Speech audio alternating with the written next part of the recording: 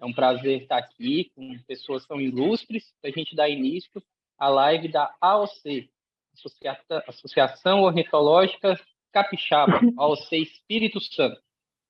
Primeiro, eu quero deixar registrado que essa live ela é gravada, posteriormente ela vai ser disponibilizada no YouTube. Então, quem às vezes não quer aparecer no YouTube, alguma coisa assim, mantém a câmera fechada. A live vai estar disponível no canal do seu Álvaro Blazino no YouTube. Queria dar as boas-vindas à live ao nosso amigo Gabriel Vitali, juiz do Colégio de Juízes Uruguaio, juiz criador de canários, um amigo pessoal da gente. Gabriel, a palavra está com você, dá uma boa noite, pessoal, se apresente melhor. Boa noite para todos. Eu estou muito feliz de estar aqui com vocês, que sempre se lembrem de mim. E vamos opinar que seja bom para a gente ali criar melhor. Tem uma boa filhotada que agora nós temos a melhor parte do ano, a parte que nos faz mais feliz. Muito bacana. Temos também na nossa live o nosso mestre da canericultura, o Álvaro Blazina. Álvaro, mais uma vez, é um prazer imenso ter o senhor apoiando a você, ter o senhor dividindo o conhecimento com a gente. Fique à vontade para dar uma boa noite para o pessoal. Boa noite, um abraço muito especial a todos e a cada um. É um prazer, como todos sabem, compartilhar, estar entre amigos, somar ideias e curtir o que tanto gostamos. Então, é mais do que um prazer estar com um conterrâneo que amo há muitos anos, muitas décadas, do qual eu sou responsável de vocês terem que conhecer ele. E, enfim, sempre gratificante, construtivo, obviamente sempre no melhor dos ambientes, onde todos possamos saber ouvir e saber opinar, para que esse tempo que nós vamos dispensar, ou aqueles que vão nos acompanhar, façam com que esse tempo tenha valido a pena, né? Esse é nosso objetivo, crescer juntos e somar ideias. Então, muito obrigado também pelo convite, meu respeito, minha admiração e minha total disposição para o crescimento da OC. Espírito Santo é um estado que eu tenho um carinho muito especial e que me dá prazer acompanhar cada evolução. Muito bacana. Seu Álvaro Blazina, que eu não mencionei no início, porque acredito que todos conhecem a história dele, conhecem muito bem o currículo, mas seu Álvaro é juiz da UBJO, seu Álvaro também é juiz com. E agora eu quero passar a palavra alguns instantes para o Raman, nosso presidente da OC, Raman Aida, presidente da OC, criador de canários e um amigo pessoal meu. Raman, a palavra está com o senhor. Primeiro, boa noite a todos. Quero agradecer muito esse apoio do seu Álvaro, muito apoio do Gabriel, que foi um amigo que nós fizemos esse ano, uma pessoa incrível. Agradecer também a disposição do Hélio, que está nos ajudando, sua ajuda, Diego, não só como um amigo pessoal, mas por estar mediando essa reunião para a gente. E eu tenho certeza que essa reunião vai ser de grande valia. Dúvidas que vão surgindo, né, no decorrer do ano, até do mais experiente ao mais novo criador. E eu tenho certeza que muita dúvida vai ser sanada hoje, vai ajudar nosso clube. E é a nossa visão. Nosso foco hoje, como presidente do clube, é estar trazendo mais informação, tentando ajudar mais esses novos associados e promover a canaricultura aqui no estado, né? Porque o nosso estado ainda está assim, evoluiu muito. Eu, quando era mais novo, tinha uma dificuldade tremenda para conseguir acesso a outros criadores. Hoje a gente já tem grandes criadores aqui no estado, mas tem muito ainda para acontecer aqui no estado, então é um prazer muito grande tê-los aqui conosco, tá bom? Obrigadão, seja uma ótima live para todos. Muito bacana. Gente, para começar nossos bate-papos, eu quero puxar um tema e gostaria da opinião do seu Álvaro, do Gabriel, mais alguém que estiver na live, que quiser ficar à vontade para compartilhar. Na opinião de vocês, qual que é o maior desafio agora no início da reprodução? Como sempre tem nervios quando começa a temporada de cria, um quer ver os seus filhotes sair bem. sem problema de saúde, que eles cheiem a mão, que botem plumagem bom. Eu tenho sempre esse nervo, por mais que um faz o melhor de si. O desafio para mim cada ano é de fazer tudo bem, tá em cada coisa do local, das aves, da desinfecção, alimentação, em cada detalhe. Estou aqui com a gente que me ajuda com um criador ali, e estou sempre acima. Eu fico maluca ela de tanta coisa que eu falo para fazer. Todos os detalhes, quando um trouxe alguma ave nova, de não ingressar o criador a esperar os 40 dias de quarentena.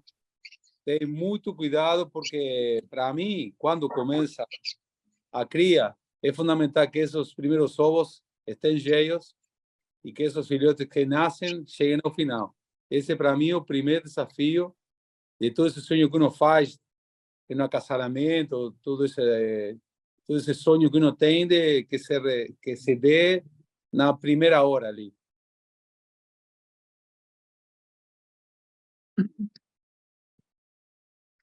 Bem, a pergunta é bem abrangente, né? Porque os desafios são vários e todos importantíssimos, né? Como muito bem Gabriel falou, é o estado sanitário do plantel, a higiene no ambiente, a preparação de um local o mais impecável possível para dar às aves as melhores das condições e ter um bom desempenho reprodutivo, né? Nada é por acaso, mas dependendo das condições em que as aves chegam à reprodução e do ambiente que nós, enfim, preparamos, será, sem dúvida, o sucesso ou o fracasso da reprodução. Qual outro desafio tem? Bom, neste momento, para todos nós, o plantel está montado, ou seja, as cartas já estão na mão, né? Já de uma forma ou outra, cada um se estruturou, cada um buscou as melhores formas de montar o melhor plantel possível. Então, o grande desafio também, em termos de acasalamento, é tirar o maior proveito possível do plantel que eu tenho no meu canarinho. Para isso, primeiro, tenho que conhecer o mais profundamente possível a cor ou a raça que eu estou criando, para ter capacidade de avaliação sobre como que eu estou posicionado com referência ao nível nacional ou mundial, inclusive, né? Isso é muito, muito importante, porque sem a devida experiência, fico, entre aspas, patinando sobre qual o melhor passarinho, quem cruzar com quem, né? Então, o desafio mesmo, ou seja, além do desafio, como já foi mencionado, de uma boa nutrição e uma boa higiene, um bom estado sanitário, é dizer, tirar o máximo proveito em produto do material que eu tenho no meu canarinho. É esse o grande desafio para o qual, muitas vezes, se eu estou muito bem treinado, muito bem preparado, certamente vou tirar melhor proveito do que aquele que não está muito seguro sobre o que tem e como fazer para juntar os casais e conseguir a tal da evolução, né? Muito obrigado. Gabriel, como eu falei, é uma live bem tranquila, sem nada enrijecido, um bate-papo da gente entre criadores. E ontem eu fiquei sabendo uma informação que eu fiquei muito admirado. Seu Álvaro me comentou que você faz média 8 de filhotes no seu canaril. Conta um pouco pra gente dessa fórmula mágica aí, o que você usa, se são alimentos naturais, comenta comigo um pouquinho, passa a receita. O que eu faço é assim, toda a vida eu fiz eu mesmo. Para mim é muito importante que as fêmeas sejam boas mães. Tá? Esse é o primeiro detalhe que eu presto atenção sempre.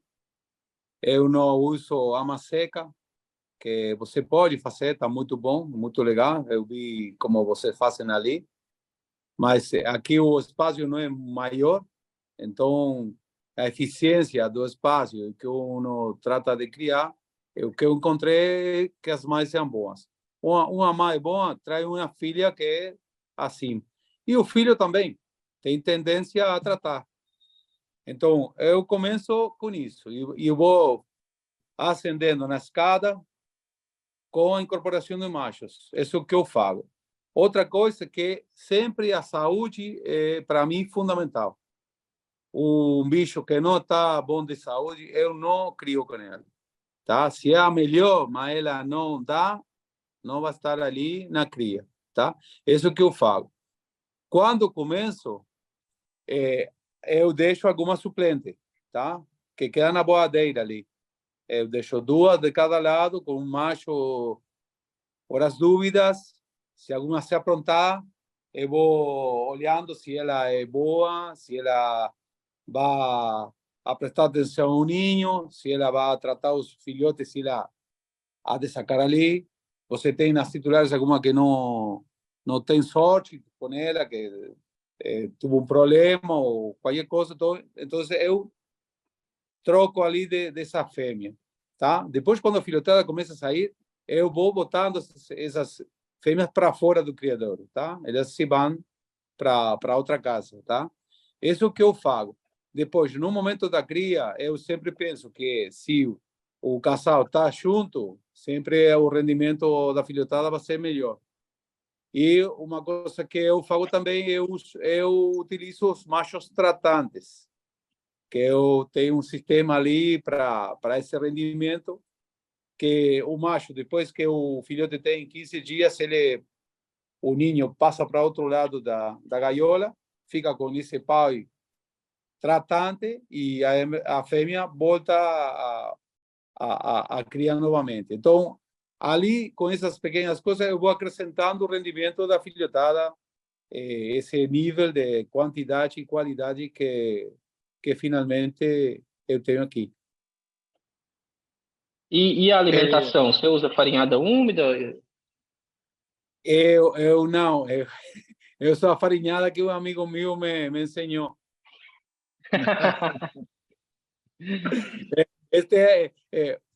No passado, eu não usava água na farinhada, tá? Eu usava óleo, tá? Mas agora, este ano, eu comecei com o que você faz, que me pareceu muito bom a A banha ideia. de porco. A banha do porco e tratar de que tenha 30% de proteína. E os bichos comem excelente. Isso é para uma charla TED. Você pode fazer uma charla TED com isso. Muito bom.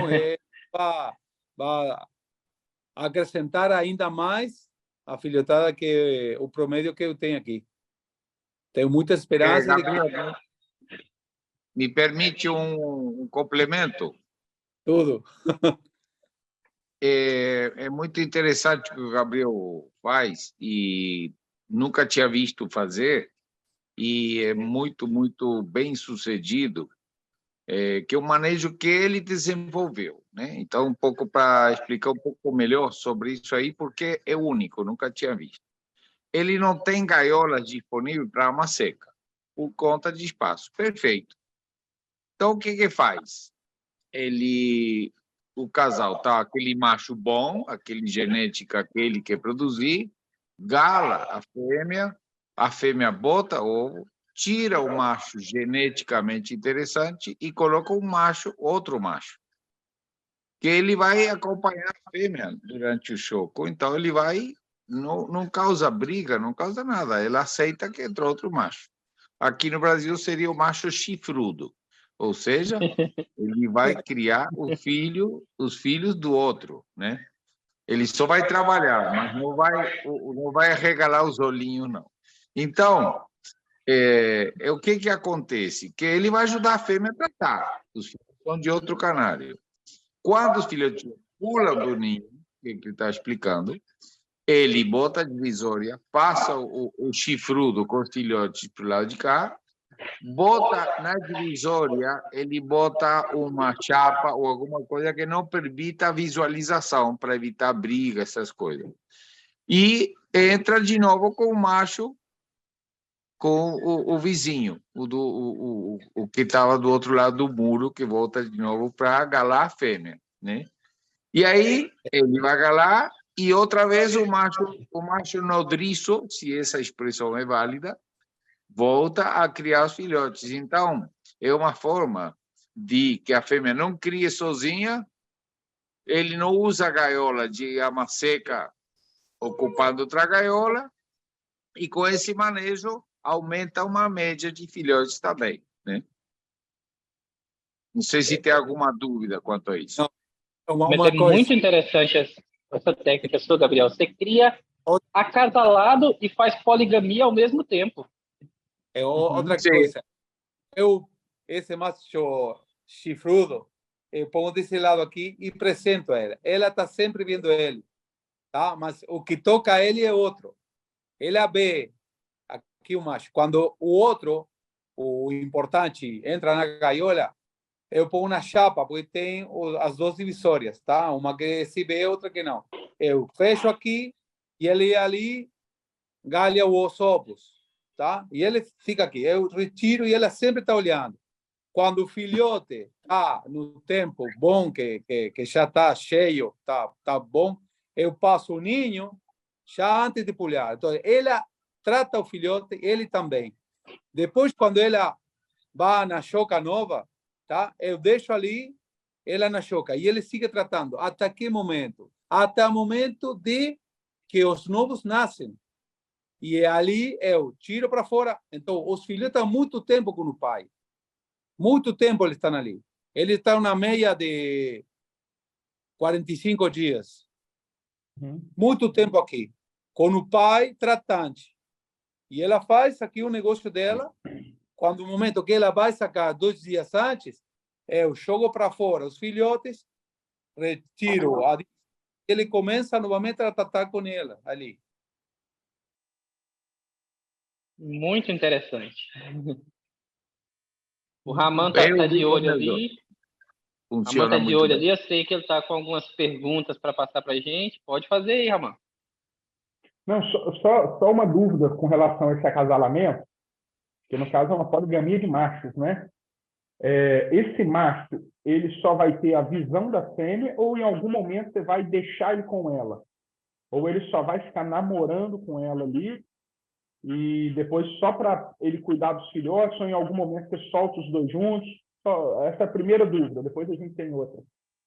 Bom, quando o filhote nasce do ninho, ele vai tratar com ela. Os dois vão tratar os filhotes.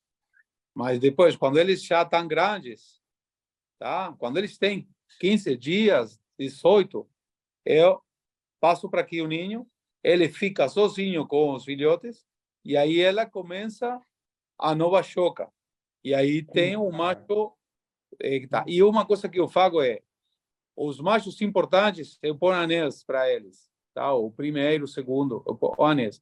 E esses machos que eu não uso, que são machos de muita qualidade, são os melhores, são os suplentes dos outros. Tá? Eu também marco com anel. Então, por exemplo, 2 anéis, o intenso, o mosaico macho, eu ponho anel preto. Os nevados, mosaico linha fêmea, tudo isso, anel laranja, tá? Então, eu marco os bons e marco os que não uso também, para não ter esse problema se está tratando ou não está tratando. Olho ali, esse é tratante, vá para fora, tá? Esse é o manejo que eu falo. Gabriel, o Juninho tá com uma dúvida aqui, que tá aí na live. Ele perguntou se o macho não gala a fêmea, se o macho chifrudo não chega a galar em alguma vez a fêmea. Não, ele não gala porque ele é retirado muito antes da nova choca que ele tem. Porque eu não automaticamente. eu não espero que ele pule do ninho. Você vê o momento que os dois estão tratando aí, assim. Esse momento que eles estão fortes, eu já tiro para fora. Quando eles estão com uma plumagem visível e eles estão os dois fortes tratando o filhote, eu jogo nesse momento o ninho para outro lado da divisória. Entendi. Vai ficar mais de uma semana para que ela volte a chocar, volte a tarobo. Antes do Ramon fazer uma pergunta do pessoal do OCI, seu Álvaro, o Gabriel falou que faz a seleção das melhores fêmeas. O senhor já me comentou que o senhor tem um plantel de fibra que o senhor também faz essa seleção das melhores fêmeas e dos melhores machos, e que trata muito bem, não é isso? Bom, eu tenho enfim, eu tenho uma visão sobre isso tudo, que é o seguinte: na natureza, a tal da seleção darwiniana é o seguinte: aqueles com melhor desempenho reprodutivo, com mais saúde, mais fortes, mais resistentes a frio, a calor, a doenças, a infecções, são os que permanecem, né? Os mais fracos sucumbem. Essa é a lei da natureza, independente das mil teorias. Isso é um fato que é muito fácil de constatar, né? Na natureza também morrem filhotes. Então, muitas vezes, nasce 4. Se um é fraco, está até por aí no YouTube, está uma garça que está lá, tem 4 filhotes, ela vê que um é menor e ela com o bico joga fora do ninho, né? Então, a seleção é muito rigorosa nesse sentido na natureza.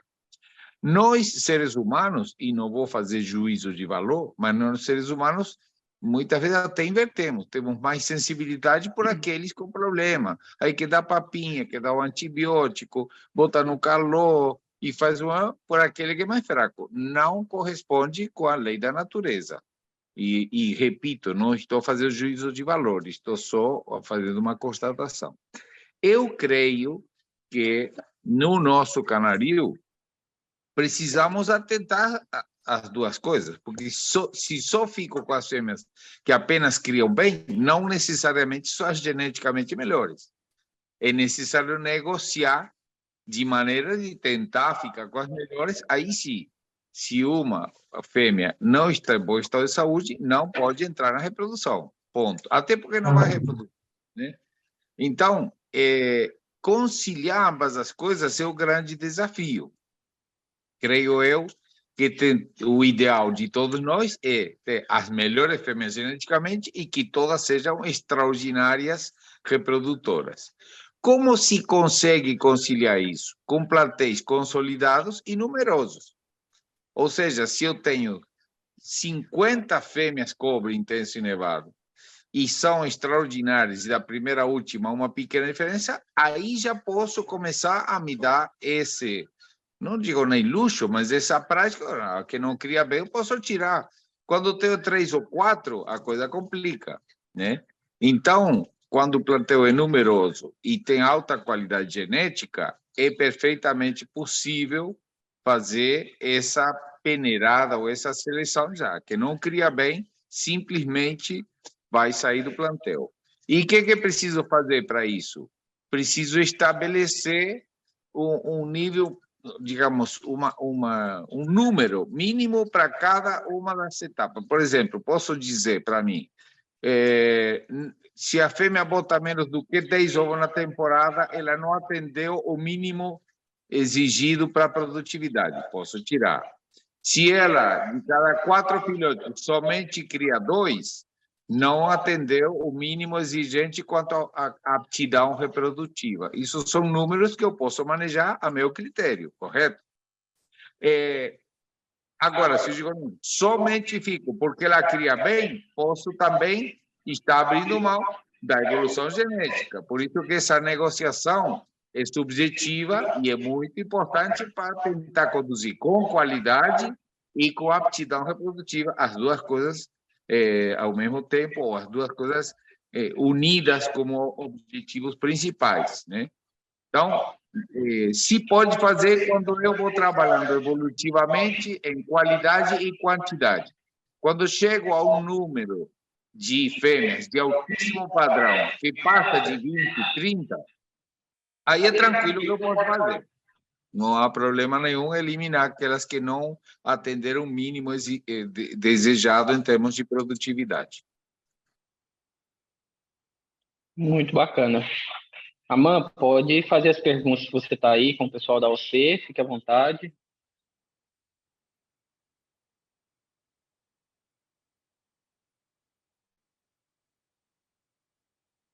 Ele deve estar com algum probleminha no áudio. Enquanto isso, eu só vou reiterar aqui, porque entrou mais pessoas na live. A live está sendo gravada. Posteriormente, ela vai ser disponibilizada no YouTube, no canal do seu Álvaro Blazina, tá bom? A palavra está com você, Ramã. Eu estava com o áudio desligado. Olha só, vou fazer uma pergunta aqui do Gilberto Brito, tá aqui da OAC. Ele pergunta o seguinte: canaricultura é um hobby caro, ou dá para sonhar em fazer campeões com estudos e investimentos pontuais? Deu para entender bem aí, Gabriel, seu Álvaro? Não, Pedro, eu não escutei bem o que falou. Canicultura é um hobby caro, pois? Ele pergunta se... Ele quis dizer, pelo que eu entendi, que a canaricultura é um hobby caro e se a gente consegue fazer campeões, bons canários, tentando cortar um pouco esse caminho do gasto, sabe? Investindo em boas matrizes, que não seja tão caras, com muito estudo. Como é que vocês veem isso? Aí o seu Álvaro é especialista. bom, eu posso dizer, e com muito orgulho, de que não só é possível, como a minha história inicial da canicultura foi situação econômica extremamente precária. E o leão? Não tinha dinheiro, não tinha 500 reais para comprar um canário, quanto menos um canário importado.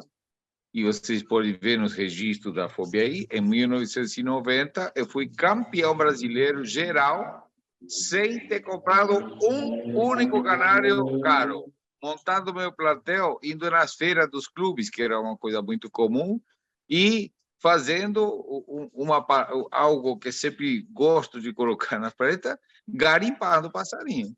Garimpando e pensando. E eu posso contar N histórias de fazer plantel dessa maneira, né? Uma delas que eu me lembro, eu fui para a Reggio Emília para competir e em Reggio Emília tem 70 mil aves para venda. Se você tem bom olho, você tem que ter uma de duas, ou um bom bolso ou um bom olho. Se tem dinheiro no bolso, vai, compra os campeões, paga 1.000 euros, tudo bem. Mas se você tem um bom olho, às vezes garimpa passarinhos extraordinários no lugar em que estão vendendo a 50 euros os passarinhos. Então, o treino, a capacitação, está permanentemente tentando e está mais com o olho apto para dizer esse é bom ou não é. E digo mais, muitas vezes um canário não é um canário bom de concurso. Já me aconteceu muito. Às vezes você vê um canário com uma melanina extraordinária, mas que a névoa é um pouco longa, não dá para ir para concurso. Aonde que está a nossa capacidade, o nosso desafio? Vou introduzir essa melanina no meu canario e, ao mesmo tempo, tentar corrigir essa coisa de categoria. Você já pega um meio caminho andado, mas que tem casos em que você vê que as virtudes que o canário tem são extraordinárias e nós vamos tentar introduzir no plantel dessa maneira, né? Isso é muito comum. Outra coisa, me desculpa que eu vou pegar outro gancho. Muitas vezes, eu vejo, até ontem conversávamos sobre isso no acasalamento. Um canário ágata vermelho nevado, que está no plantel do Marcão, é extraordinário, tem uma peninha branca. Eu tenho certeza que se eu mando esse canário para 100 criadores que compram, 95, que porcaria, tem uma peninha branca. Ele não consegue visualizar a virtude. E aí se auto-prejudica. Porque, às vezes, você pode ver um cobre, um verde extraordinário que tem uma uninha branca. Eu vou apostar a tirar essa melanina e que não mais tem uninha branca. Isso é arte. Isso é arte. Não é só comprando campeões que se faz. E, às vezes, você vai no brasileiro que tem 100 estádios de canário e você sai garimpando. E, de repente, você vê o passarinho de 300 prata, que é um potencial produtor de canários campeões brasileiros. Então, o que supre o gasto muito alto você não precisa ser juiz e conhecer, sei lá, 300, não sei quantas cores, 600 cores, sei lá. Mas se você se especializa, assim, um exemplo, o Ramal está entrando na linha dos ágata opalino prateado. Perfeito. Ele pode não conhecer um cobalto, não é obrigado a conhecer, ou jugão vermelho mosaico, linha fêmea. Mas ele olhando todo dia ágata opalinho prateado, o olho dele vai se aperfeiçoando. Ele vai se aperfeiçoando. Das outras cores, ele não pode falar com o juiz como, mas de ágata opalinho prateado pode falar de igual a igual comigo ao passo do tempo. porque ele vê mais agatomerização do que eu mesmo. Aí está o segredo da coisa. Quando você se especializa, olha, das outras coisas não sei, mas do que eu crio eu posso falar com propriedade, porque todo dia que eu estou trocando grade, botando farinhada, trocando água, eu estou olhando o passarinho. E esse acúmulo de informações que eu coloco na minha memória fotográfica me dá cada vez mais condição de falar com propriedade disso aí e me dá condições de escolher canários que está no setor de venda, que são até melhores do que estão lá no concurso. E não sei se eu fui claro no sentido de que existe sim caminhos para você chegar, eu garanto, em 1990, 1992, 1993, eu fui campeão geral, na época que chegavam 12 mil canários importados da Europa por via legal, 12 mil da Europa, e eu zero. Mas consegui, através da criatividade, me virar e deu certo. Então, dá sim para fazer. Eu acho que ficou bem claro. Não é que todo canário baratinho vai dar um filho campeão, mas sim o que o seu Álvaro deixou muito bem específico. O criador ele tem que buscar conhecimento da cor que ele cria, ele tem que ser especialista na cor que ele cria, para não cair na conversa de comprar o irmão do campeão, para não cair na conversa de vendedores que querem colocar boa qualidade em alguma coisa que não tem, e ele sim saber identificar se é um canário bom, se é um canário médio, se é algo que vai trazer uma característica para o plantel dele. Ficou muito bem explicado. Top. Só um adendo, Diegão, que o seu Álvaro foi perfeito na colocação dele. Acredito que especializar numa cor vai facilitar muito esse trajeto, né? Até para investimento, entendeu? Assim, uma visão que a gente está tendo no clube. Todo novo associado que entrou esse ano, eu tive essa conversa com ele. Se tiverem algum aí, sabem que eu tive essa conversa. De tentar direcionar para a pessoa criar menos cores, para ele ter um pouco mais de estudo nessas cores, e também, assim, a gente está incentivando a pessoa, às vezes, a criar novas cores, que ele já vai ter um pouco mais de facilidade nos campeonatos regionais, não vai ficar com aquela decepção que normalmente criadores de vermelho e branco, vermelho e mosaico, são muitos pássaros que tem na mesa, né? Enfim, essa é uma visão que a gente está tendo no clube. Sim, eu gostaria, inclusive, reafirmado e concordado com o seguinte: gosta de criar canário?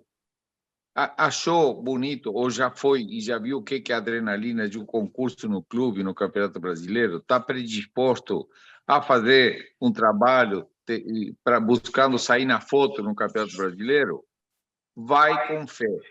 Não pense que Blasina é inalcançável, imbatível, que ninguém consegue ganhar, porque não existe ninguém dessa maneira. E não pense que você é pequenininho, que não vai conseguir, porque vai conseguir.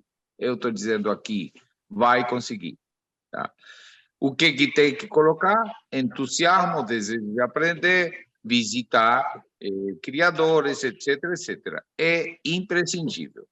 Não é porque está aqui, não é porque é meu amigo, não é porque eu quero falsos elogios, mas o Gabriel se formou juiz OMJ. O que ele fez? Ele rodou tudo o que ele pode para ver passarinho, porque se ele não vê, não consegue, simples assim, não vai conseguir estar capacitado para fazer um trabalho técnico. Somos humanos, pode acontecer com o melhor juiz do mundo, que às vezes ele pode patinar ou no julgamento ter alguma coisa que possa ser questionável. Mas o mais importante é o seguinte: se eu fiz a prova para juiz, não é para pendurar um diploma na parede e mostrar para minha família. É um compromisso que eu tenho, e para eu exercer esse compromisso tem que estar atualizado. Tem que ver centenas, tem que ver milhares de passarinhos. Não tem jeito. Chega em qualquer lugar. Se tem canário bom, ruim, médio, mais ou menos, todos vão te ajudar a você ter um conceito quanto mais alto possível tecnicamente. E isso se aplica para o criador. Se vou criar canela pastel, veja canela pastel no brasileiro, no clube, no criador, onde você vai olhando. E repito, vai chegar um ponto assim, Eu não posso falar de Ágata Opalino, mas de Carneiro Pastel eu me capacitei como criador, me especializei e você vai chegar. Estou dizendo que vai chegar. Se faz esse caminho, as portas vão se abrir para você para o sucesso. Não pense que porque é pequeno, porque tem um quartinho pequeno ou coisa parecida, que você não tem condições. Um quartinho com 15 gaiolas, você pode ser campeão brasileiro de quarteto. Mas para isso tem que fazer o planejamento e se preparar, como tudo na vida. Se eu quero ser árbitro de futebol, não pode ser que nunca entre em campo, que não leia as regras do futebol e que não pratique, porque ninguém vai me chamar e com razão, porque não estou preparado. Para aqui é a mesma coisa, para juiz e para criador. Minha mensagem para você, ou para quem está nos assistindo, vai com fé. Tenha fé de que você consegue chegar. Vai com entusiasmo, com prazer e se especialize. E essa está feita a fórmula do bolo para poder dar uma mordidinha na medalhinha lá no Brasileiro.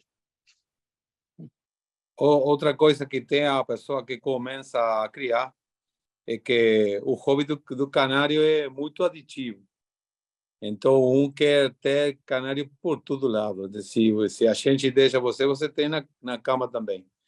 Então, tem que se controlar a quantidade e olhar a qualidade.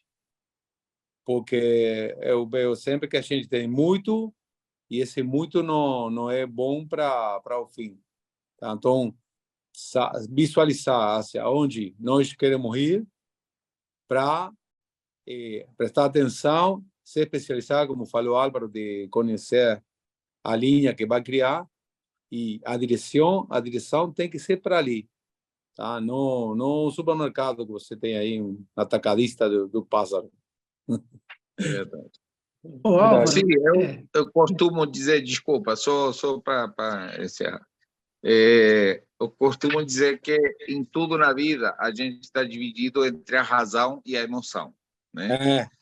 E essa divisória tem que ser aplicada certamente. Então, digo, qualquer atividade competitiva, inclusive no esporte, ou na música, o que você quiser, que você quer vencer, você tem para resumir, tá? Claro que é muito mais complexo. 3 etapas.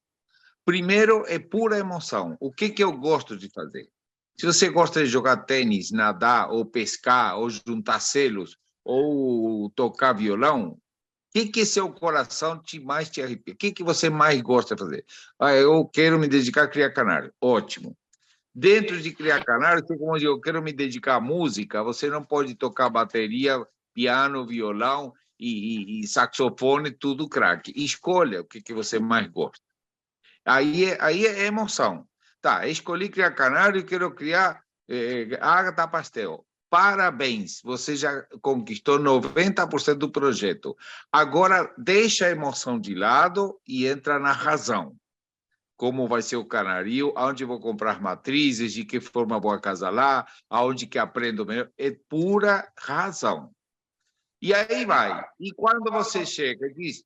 Oi. Aí, quando você chega e foi campeão brasileiro, aí é pura emoção. Larga a razão para lá, deixa a razão para outra coisa e dá cambalhota, beija, manda beijinho para a família. Isso no esporte é igual. Nós temos um gosto em comum com o Gabriel, que é o tênis, é exatamente isso. Você vê que durante o jogo, o cara não... Se ele usa a emoção, ele está perdido. Aquele cara que arrebenta a raquete, sai chutando, ele vai perder os próximos pontos, quase certo. Ele tem que esperar quando é o último ponto do torneio de Wimbledon. Aí o cara se joga no chão, faz coraçãozinho, chora, beija todo mundo. Aí é emoção. Então, são 3 etapas. Mas no meio está a razão. Se você entende isso em canaricultura, você vai se dar bem. Porque tem que dizer o que eu vou criar, quantos casais, aonde eu vou comprar matrizes. Deixa eu ver sem emoção, e sim com técnica os canários que eu tenho, para não achar que os meus são os melhores do mundo e me auto-enganar. E usa toda a razão nesse período. Deixa a emoção para quando chegar a medalhinha. Quando o juiz botou o carimbo, 90 e tantos pontos, campeão, aí você pode subir na mesa e sair sambando. É tudo emoção, não tem problema nenhum. Álvaro, deixa eu só fazer um adendo aqui. Então, com as informações que o Gabriel passou, eu anotei aqui 3 pilares interessantes que vocês passaram aqui, que eu acho que é o sucesso do criador, que é foco, ele tem que focar o que ele quer fazer, escolher. Planejamento, ele tem que saber o espaço que ele tem, o capital que ele tem para trabalhar, e conhecimento técnico. Então, acho que essas 3 bases: foco, planejamento e conhecimento técnico. É uma coisa que, dentro do planejamento, que eu falo sempre, eu tenho muita gente que compra um plantel inteiro, tá? Vem aqui, 20 pássaros. Eu vendo para eles, não tem problema. Porque depois eu digo isso. Eles vão e me ganham. Vai ao campeonato e eles vão ganhar com os pássaros que daqui na minha casa, tá? E tá bom, eu sou feliz com isso. Não fica o problema. Por quê? Porque eu digo que o ano próximo eu vou melhorar. E por que digo que eu vou melhorar? Vou melhorar porque tenho um planejamento maior, de mais tempo para adiante. Eu falo isso. Eu dou de comer todos os dias. Porque a emoção, muitas vezes faz que dá tudo por criador agora, mas amanhã não. Amanhã está chateado, está em outra coisa e deixou. Então, nesse planejamento que uno tem que ter continuidade do trabalho que faz. Muita gente explode assim e depois não está. No outro dia ele não deu, não foi, não passou. Amanhã tem 3, comeram numa gaiola, uma na outra. Não, tudo igual. Se você vai dar farinhada. Tem água, quantos tem? Tanto por gaiola. Controle, planejamento, organização e o tempo. Tem que ter uma continuidade nas coisas que faz. Então, eu olho muitas vezes que a gente dá tudo esse ano. O ano próximo não. O ano próximo é outro ano e nós esquecemos o que estamos fazendo. Se compreende? Então, no planejamento, é essa continuidade do trabalho. É muito interessante isso, muito, muito interessante. E o seguinte também, cuidado com a armadilha. Mas eu como armadilha? Claro, porque nessa época é quando tem menos canário em casa, né? Ou já vendeu, ou comprou o plantel, aí começa. Quantas gaiolas cabem nesse canarinho? Cabe 80 gaiolas, então botou 80 casais.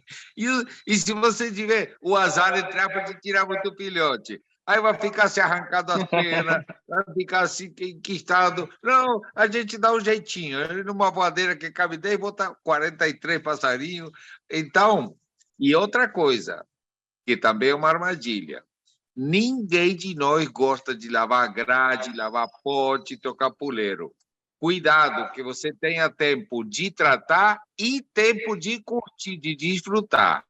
Porque se você entra nessa de passar o dia inteiro lavando o potinho e trocando papel, vai chegar um ponto que você fala, que graça tem isso, que eu estou olhando o relógio, tenho que sair correndo para trabalhar, não consegui nem ver os canários, nem ver os filhotinhos que nasceram. Cuidado, porque aí pode entrar uma saturação em que, de prazer, você passa, em vez de fazer as coisas por opção, passa a fazer por obrigação e não tem o que o Gabriel muito bem falou, que é tempo para curtir. Isso é muito importante. Porque quando você não faz assim, está tirando tempo da família para você, vai ter problema na casa, não foi na praia quando o tempo era bom, não saiu porque tinha que ficar ali. Então, a tecnologia que nós temos hoje tem que se aplicar.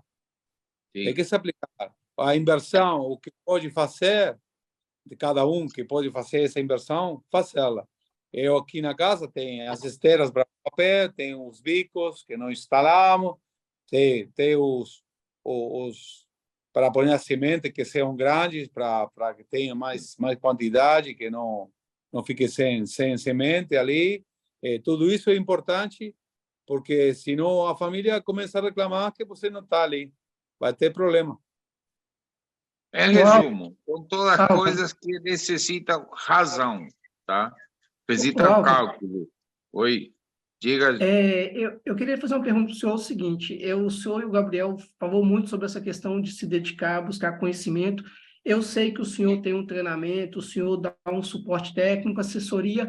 O que por exemplo, quando eu quero aprender, eu quero buscar conhecimento, porque, assim, academicamente falando, quando a gente quer aprender uma profissão, alguma coisa, a gente busca uma capacitação, seja por meio das instituições tradicionais, seja por esses cursos online. Na canalicultura, se eu quero hoje me aperfeiçoar usando a mesma cultura de buscar um treinamento, buscar uma assessoria, o que normalmente, por exemplo, eu encontro nessa assessoria? É um suporte de um criador que vai me ajudar a tirar dúvidas, que vai me ajudar a entender estratégias de acasalamento? Como, assim, o senhor que realiza esse trabalho há muitos anos, o que assim, é o benéfico de um treinamento, de uma assessoria? O que eu vou ganhar, assim, que eu posso tirar de proveito, em vez de tentar aprender sozinho, fazer o que muitos criadores no passado tiveram que fazer por ausência de informação? Hoje, com tanta informação, como o Gabriel acabou de falar, né, a tecnologia, a internet, qual é o caminho que talvez eu possa reduzir e ganhar mais efetividade buscando essas assessorias, essas formações que tem hoje? Você poderia falar um pouco sobre isso? Elinho, eu vou te dizer o seguinte, essa pergunta que está fazendo é muito mais importante do que você mesmo pode imaginar. Eu vou dizer por quê. Porque quando nós falamos em treinamento, na carnicultura, para resumir, você tem, digamos assim, duas grandes atividades técnicas, né?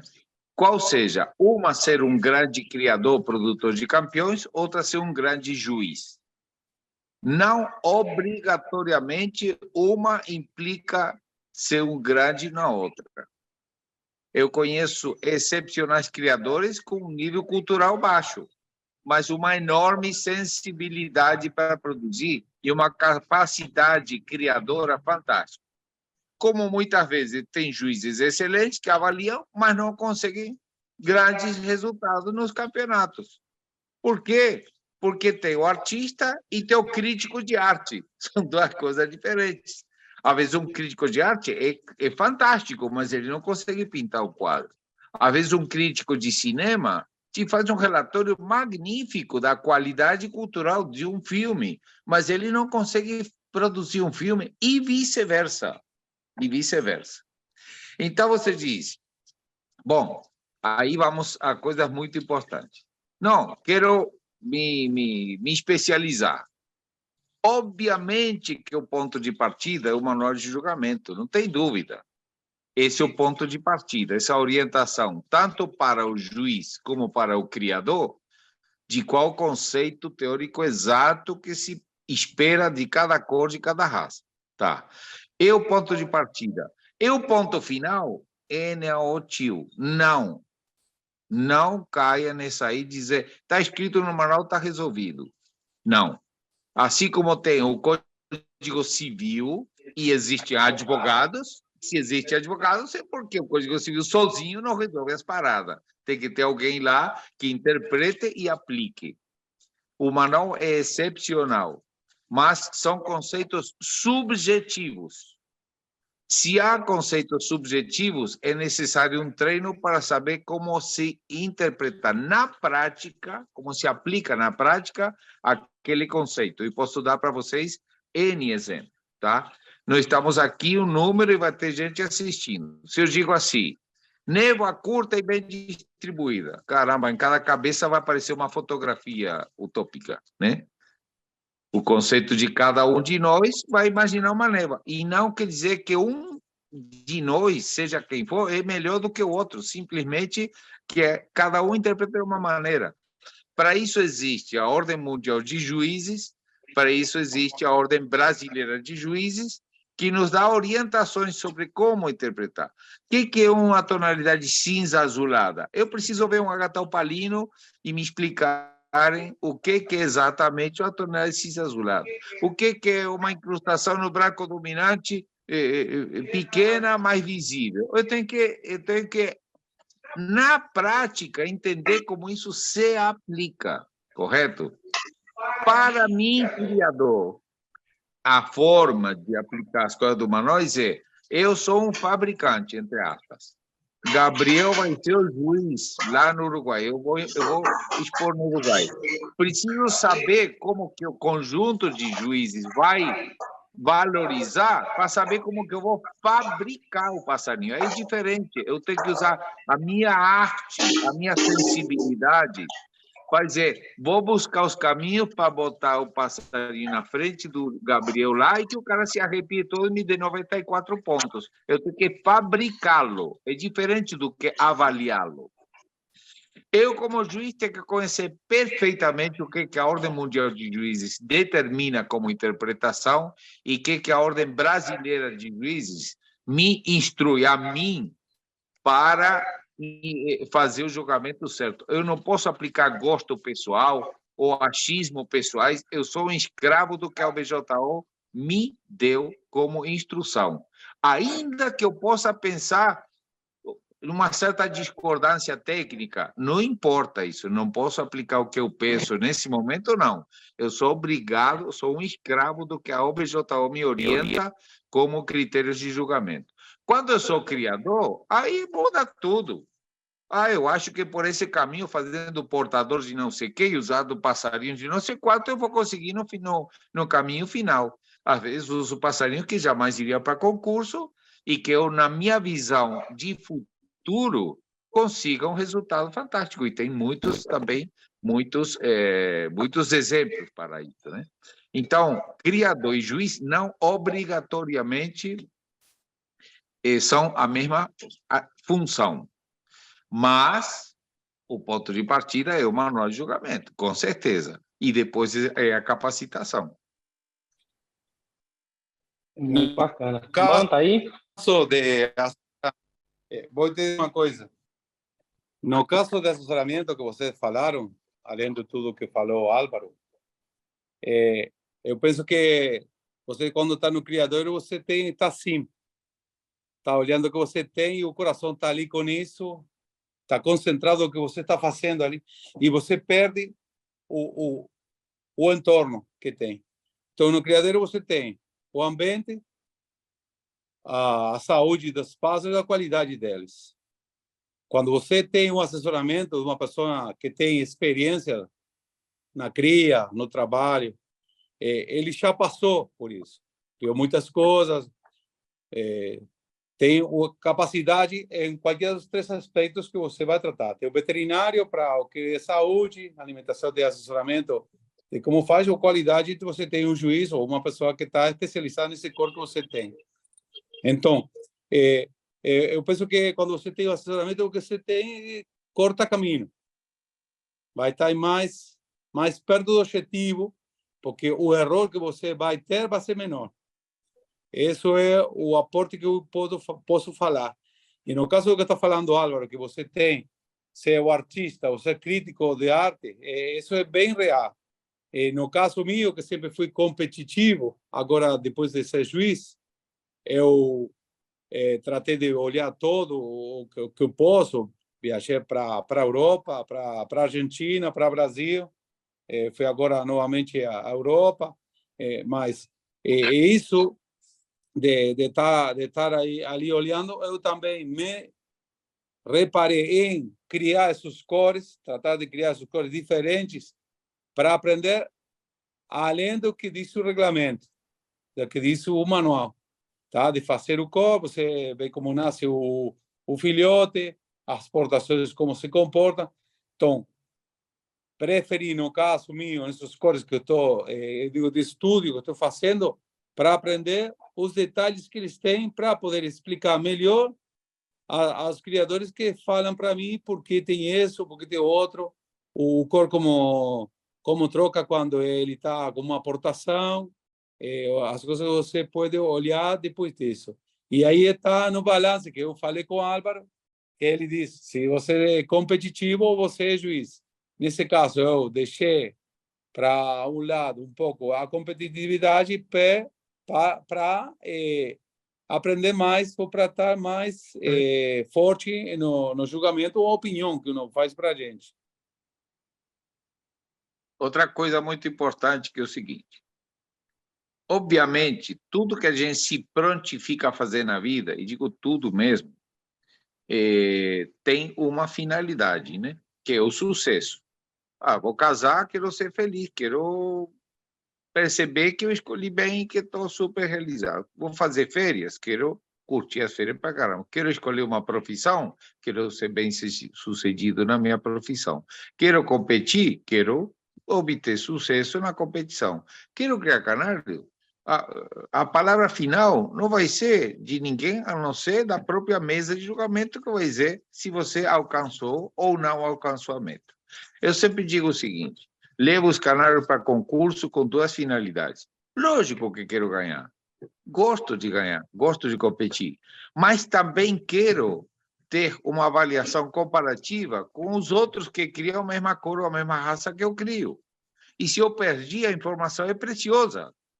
Porque você, deixa eu ver o que me ganhou, vou lá apertar a mão, parabenizá-lo, e vou dizer, a quanta distância eu estou do cara que ganhou?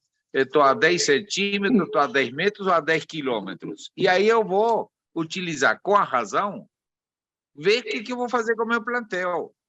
Se eu vejo que o indivíduo, o colega meu, fez um trabalho extraordinário e que está muito distante, aí eu vou ter que pensar, ou compro dele, ou vendo tudo e começo de novo. E tudo é estratégia, que a médio e longo prazo vai dar certo, né?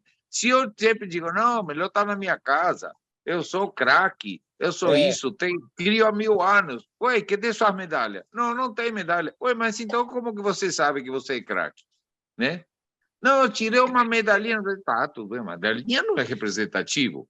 É um bom sinal, mas não quer dizer que você seja craque.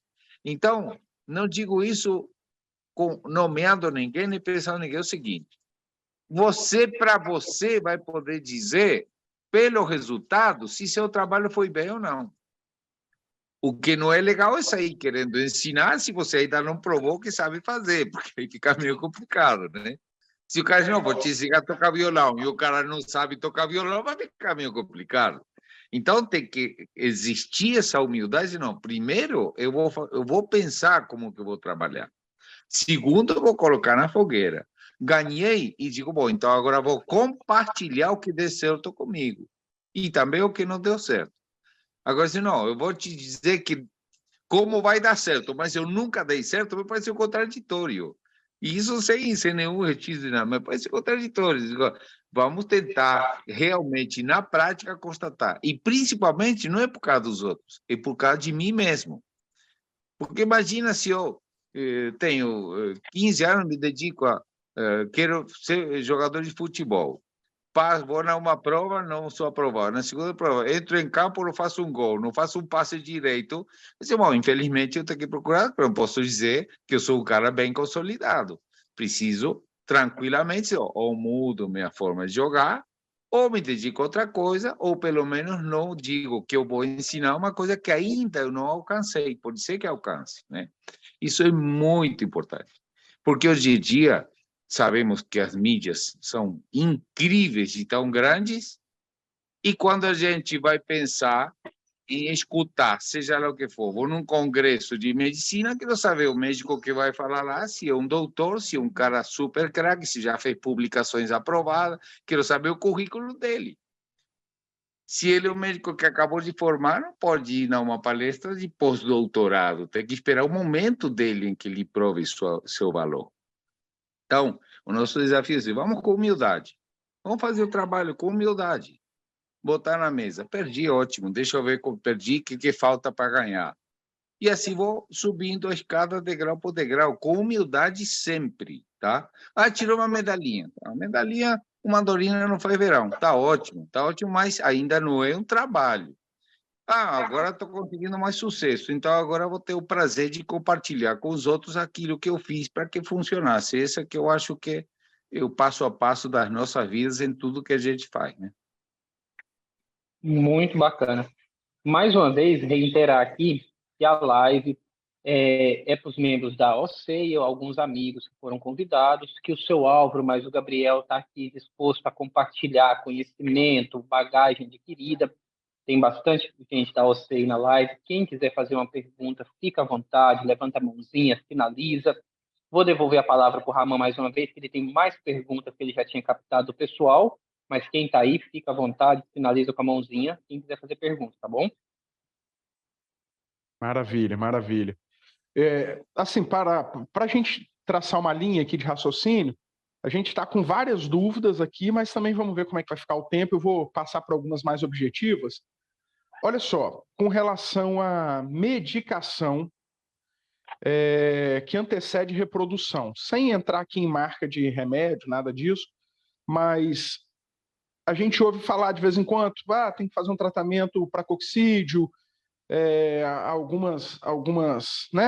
alguns preventivos, essa seria a palavra, alguns preventivos antes da reprodução. O pessoal fala do clopidol, né, que é a base de muitos remédios aí que é usado para coccidío. Enfim, o que o seu Álvaro e o Gabriel teria para nos falar sobre isso, sobre esse preventivo e sobre algumas coisas que deveriam se fazer durante o ano, por exemplo. Remédio de verme, se dá para canário, não dá para canário? Vou resumir aqui, tá bom? Porque senão a gente se estende muito nessa pergunta. Não vou falar da medicação, mas vou falar qual é a ideia que eu tenho. Eu penso que você tem que fazer a análise da matéria do criadeiro. Tem que ter mostras das fezes dos pássaros e analisar o que eles têm. Eu baso a manutenção deles não tanto nos preventivos, sino na alimentação, e olhar que eles vão apresentando como problema na turma ali.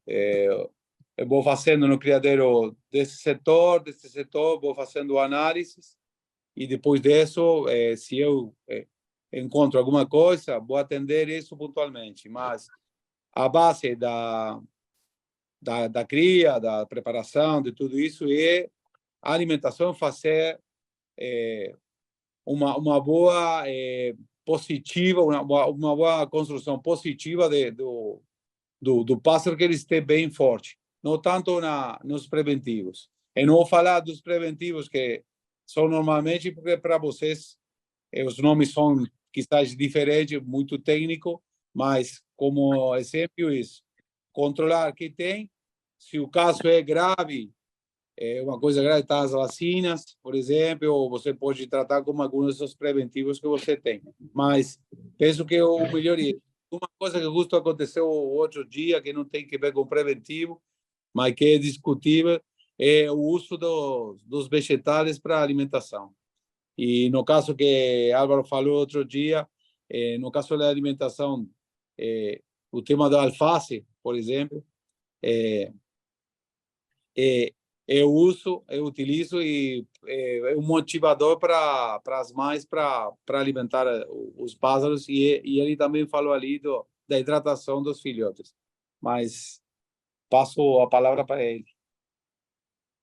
Bom, primeiro temos que especificar, quando falamos em medicação, entender do que estamos falando, porque uma coisa é dar qualquer suplemento nutricional, outra coisa é dar um antibiótico, um remédio especificamente como remédio, né? Então, eu concordo muito com o Gabriel em que, primeiro, utilizar todos os meios possíveis para, através da nutrição e seus suplementos, dar a melhor condição para o próprio animal ter suas defesas. 70% ou 70% do sistema imunológico, por incrível que pareça, ocorre a nível intestinal. Tem uma coisa que está muito estudada hoje, que se chama disbiose. Disbiose é o oposto de simbiose. Simbiose significa estar em perfeito equilíbrio. Disbiose, estar desequilibrado. Então, quando a alimentação, por alguma razão, não é a ideal, o intestino está sobrecarregado com nutrientes que não são de bom aproveitamento, é o início do que chama disbiose, e por ser no intestino, há uma queda do sistema imunológico. Dar a melhor alimentação com a melhor qualidade é o primeiro desafio.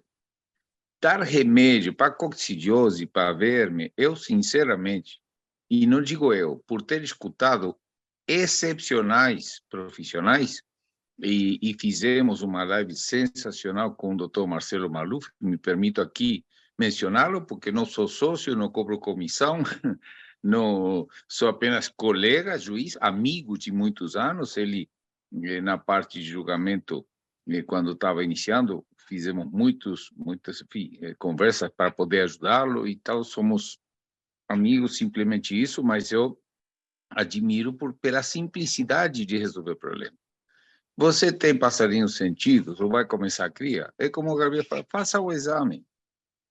Às vezes a gente acha que é muito difícil, que é muito caro. Não é difícil, não é caro, e é a garantia que você deixa a ciência dizer que está acontecendo, ao invés de você bombardear com coisas que fatalmente vão incidir no fígado, vão incidir em um monte de coisa, no achismo.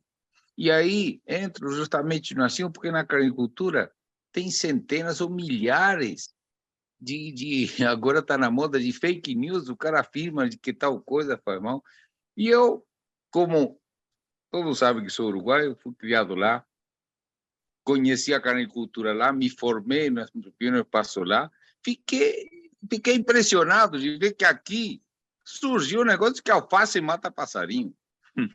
Digo, nossa, na minha terra a gente dá alface até pelas orelhas, então já morreu todos os canários do Uruguai. Aí quero perguntar ao Gabriel, quantas canárias morrem depois de comer alface no seu criador? Nenhum.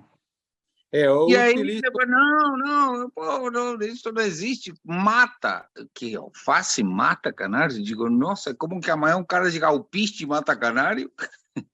E todo mundo sai repetindo e diz, não, peraí, cara, eu tenho alpiste a vida inteira e nunca aconteceu nada. E aí a pedreja começou, pô, esse cara está induzindo os canários do Brasil à morte, à morte. Não é que aí dá diarreia, se eu, Álvaro, se como três pratos de alface, vai dar diarreia absolutamente natural, que não é patológica, que não tem problema nenhum, ao contrário, lipoestetino, a de se diferenciar o que é uma diarreia patológica causada por infectocontagioso, ou que eventualmente tem um pouquinho mais de líquido nas fezes, que não tem rigorosamente nenhum problema, e que, aliás, não ocorre. Mas, enfim, que ocorre esse. Então, essa coisa de remédio, quanta gente não, nasceu filhotinho, dá clavulin que vai salvar filhotinho. Meu, que doideira é essa? E se você diz que aquilo é uma doideira, aí os caras, pô, esse cara está querendo destruir a caricultura do Brasil. Muito cuidado com o remédio, muito cuidado. Muito cuidado com o que se fala, porque me falaram. Mas o que te falou, o que falou, o outro que falou. E tem 10 gerações que se repete a mesma coisa, sabe? Sem que ninguém pare mais. Onde está o estudo universitário, científico, laboratorial para afirmar de que a alface... Onde que está isso aí? De que a alface mata passarinho? Não, ninguém fez. É só repetir, sabe? De forma monótona, de forma absolutamente automática, uma coisa que literalmente não existe. Eu agora, chegaram os passarinhos que me mandaram de presente, veio por importação legal, os caras timbraram, por coincidência tinha alface, cara, todos os dias comer alface é doidado, os bichos tá vendendo saúde, já separei dos pais, não tem o menor problema, e faço isso há anos, e no Uruguai você faz isso desde que me conheço como gente. Então, a contribuição é contribuir, é dizer, peraí, vamos pensar, eu vou dar minha versão baseado na prática de décadas. No Uruguai tem um ditado, Gabriel vai dizer, quando a coisa está muito bom, diz assim, lechuguita para o canário. Esse ditado é popular, não é? Dizer, quando está muito bom, faz para o cara como dizendo a melhor coisa do mundo, né? Então, esse foi um caso agora que deu uma incrível coincidência, porque nós lançamos isso agora contributivamente. Meu, não embarca nessa, porque não tem problema nenhum, e dessa forma quero te ajudar. Gabriela. O alface estimula a fêmea a tratar dos filhotes, hidrata, enfim, e é até positiva. Não quero dizer que se você só der alface que o pássaro vai estar espetacular. É um dos componentes, como tem os outros, né? Medicação em si, eu sou radicalmente contra. Radicalmente contra. Apareceu algum passarinho, o outro que está doente, estou notando uma incidência, faça o exame. E não é difícil. Hoje em dia, tem meio de cultura, você pega um swabs que já tem a cultura, que dura uma semana lá dentro, a bactéria desenvolvendo, você manda pelo correio para o seu laboratório, para o seu veterinário de confiança, ele vai botar, o laboratório vai detectar se tem alguma bactéria, primeiro, depois que detectou, vai botar essa bactéria num disco onde tem todos os antibióticos conhecidos, para saber a qual ela é sensível e a qual ela é resistente, e vai te dizer, olha, é sensível a tal antibiótico, e o veterinário vai dizer, aplica tal dosagem durante tantos dias. Olha que vantagem, ao invés de dizer, não, peraí, me falaram que se eu dou clavulin resolve. Não dá clavulin, dá enrofloxacin. Mas baseado em quê? Agora, o complemento, sim. Complemento cientificamente estudado, bem-vindo seja. Medicação pré-cria ou durante o momento que seja do ano, nem pensar. Nem pensar. É um tiro no pé. Porque se você dá um antibiótico que não era o certo, na dosagem errada e no tempo errado, o que acontece? Vamos nós pensar o seguinte, tem 1 milhão de bactérias dentro do canário. Se mata 900 mil, estou ferrado, porque as que ficaram são as que aguentam tudo. Cada vez você vai contribuindo uma seleção genética negativa para você e favorável às bactérias. Por isso, por que no hospital uma infecção é gravíssima? Porque já passaram por tudo que é desinfetante, porque tudo que é antibiótico, ela fez uma seleção de super resistência, que quando te pega, te arrebenta.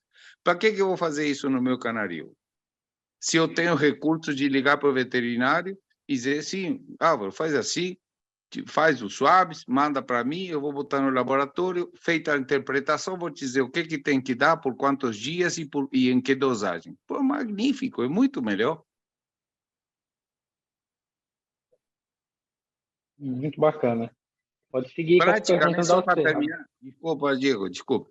Verme, todos os veterinários que já perguntei, diz que verme é uma coisa que não aparece em passarinho, em canário. Não aparece. Então, vou dar vermífugo. Todo medicamento tem uma contraindicação ou tem um efeito colateral. Então simplesmente você está dando remédio para uma coisa que não existe, que o bicho tem que assimilar e criar uma desbiose no intestino, porque chegou um negócio que para o intestino é um complicador. Então, nem isso. O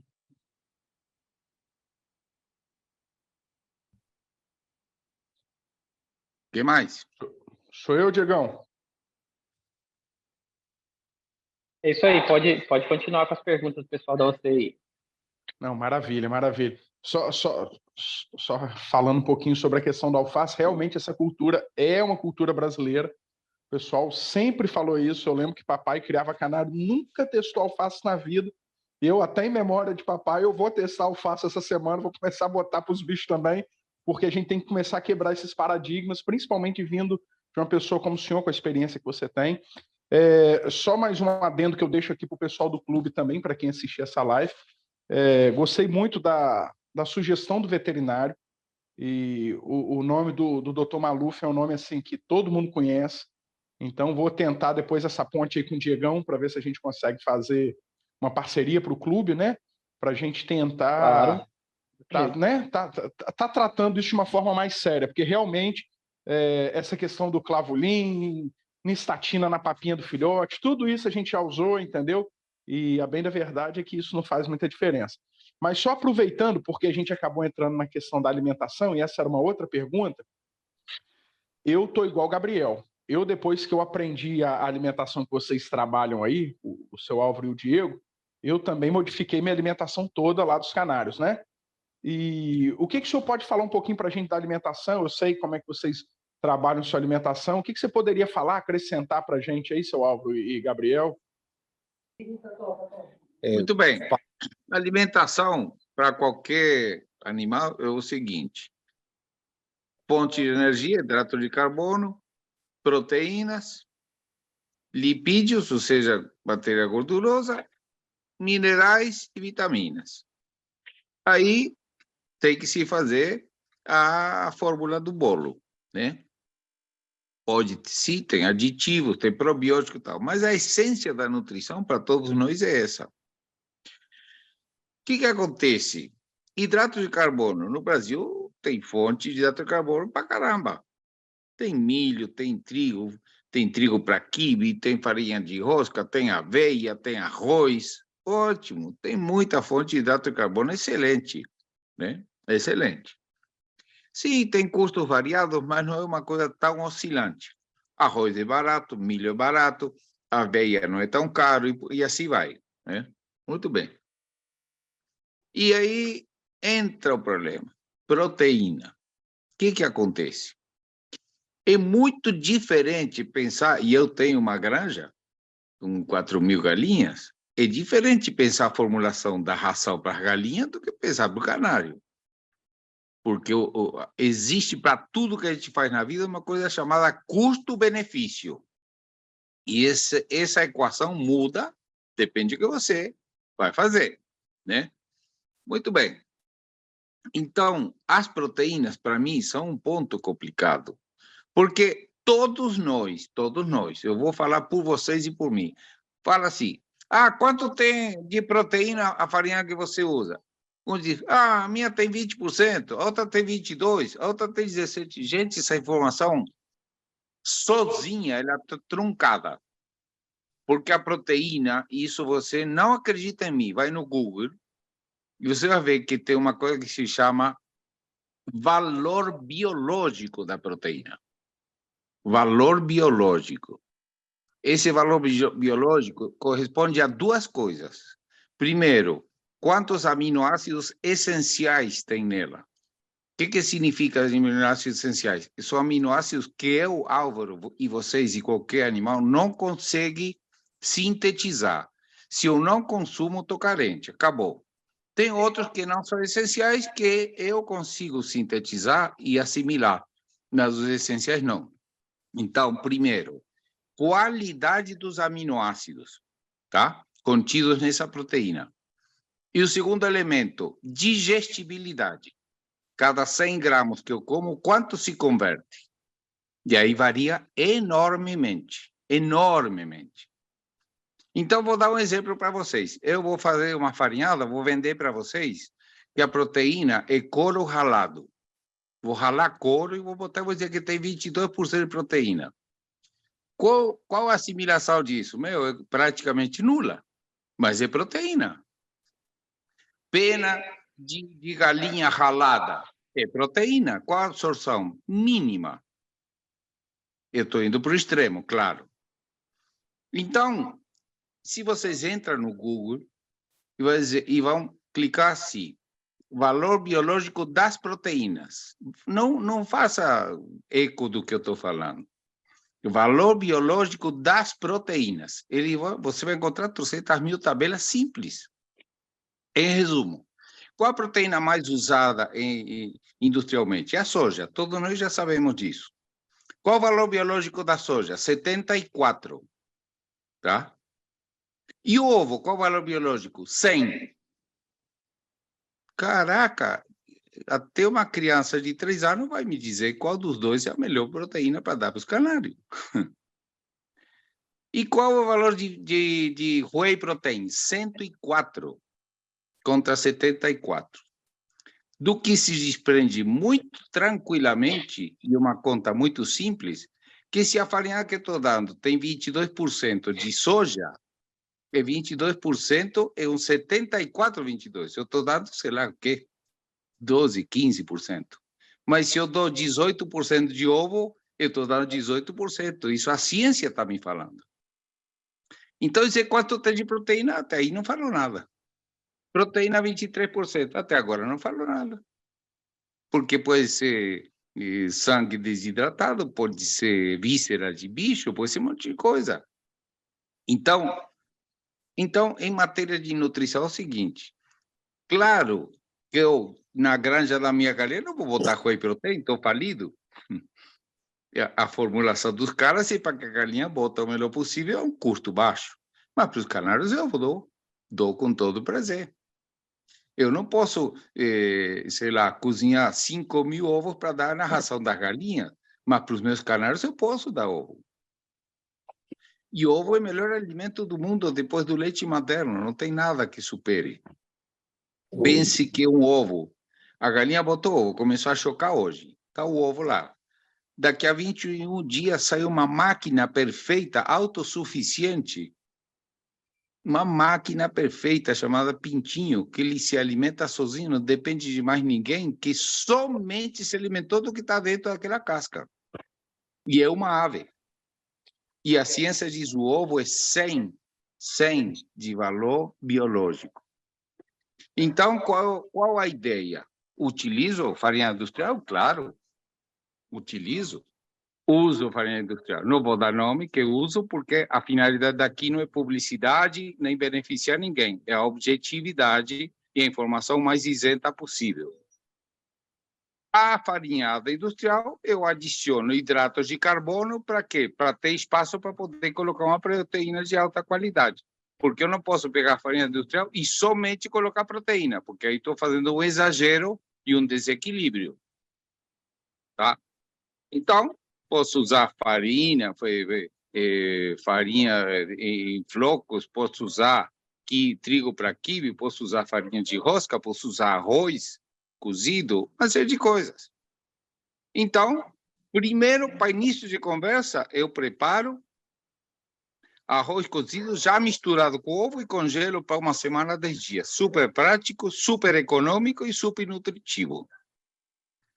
E adiciono mais hidrato de carbono para poder usar whey protein, que é um produto extraído do soro do leite, de altíssima qualidade, com altíssima tecnologia, com os aminoácidos essenciais de altíssima qualidade. Estou usando uma lógica. Alguém de vocês não está errado. Perfeito. Que bom. Quero que alguém diga e que me corrija, não tem problema. Mas pela lógica, e vocês podem constatar na internet essas informações que estou passando, eu estou melhorando a qualidade da proteína que estou oferecendo às minhas aves. Segundo, complemento vitamínico mineral. Aí fiquei pensando, fiquei pensando, que melhor suplemento vitamínico posso dar do que aqueles que se utiliza, aqueles NAN da vida, que se utiliza para crianças de menos de 6 meses com carência nutricional. Onde está tudo que a ciência descobriu no mundo e onde está a máxima credibilidade do mundo. Eu não acredito que a Nestlé vai botar farinha de trigo no negócio que vai para a criança carente de menos de 6 meses. Então, a credibilidade é plena, a tecnologia é plena e o resultado é pleno. Então, vou por esse caminho. Nunca ninguém me falou, não, isso está errado, aí não é leite, tá?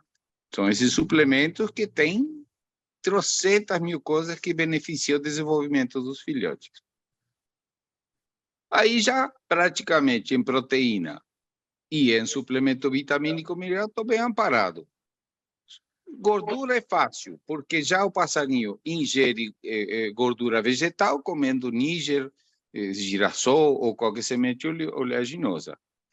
E gordura animal, utilizo banha de porco, que é excepcional, que já está desmistificada, inclusive, para nós humanos, que o passarinho adora e que é o meio gorduroso que todas as farinhadas da Europa, todas utilizam para o período de muda, é o que na Itália, eu falo italiano fluentemente, chama de tonno. Eu perguntei qual foi a Regiumilha, um por um. Qual o meio que utiliza a matéria gorda? Tonno. O que é tonno? Como chama? Me ajuda aí. Banha de porco. Tocinho. Uhum.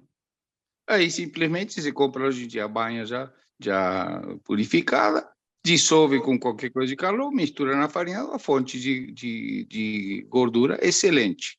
Óbvio que entre tudo isso aí tem uma questão de dosagem.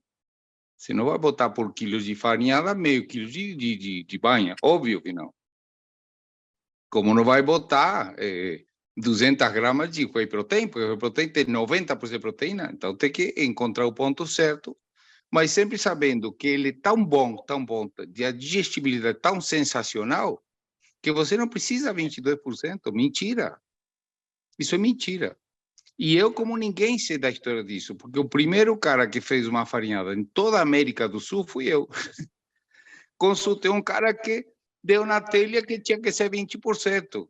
E isso contagiou tudo. Não precisa 20%. E eu sou habilitado para isso porque sei qual foi a origem dessa história do 20%, 22%.